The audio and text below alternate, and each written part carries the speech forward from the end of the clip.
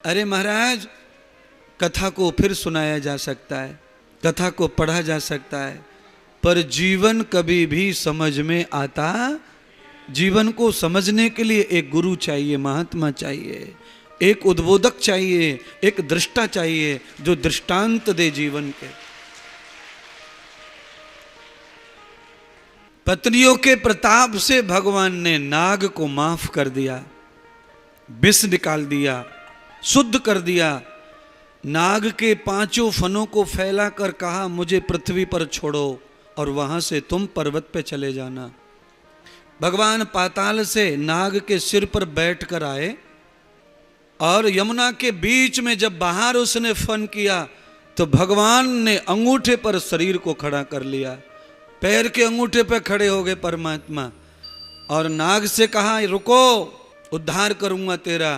परमात्मा ने बांसुरी निकाली और नाग के ऊपर बांसुरी बजाकर नृत्य किया, पैर के अंगूठे पर।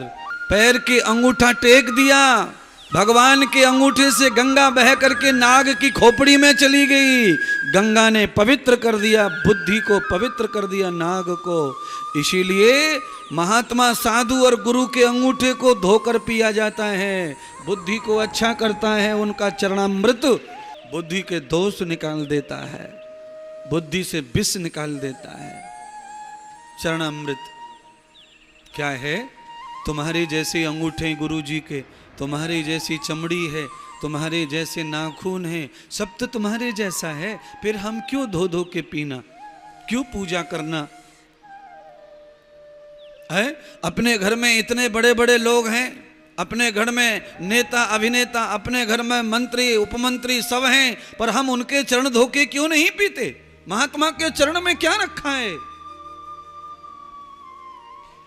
महात्मा के चरणों में गंगा वास करती है, उनके चरणों में तीर्थ है। कितने तीर्थ हैं?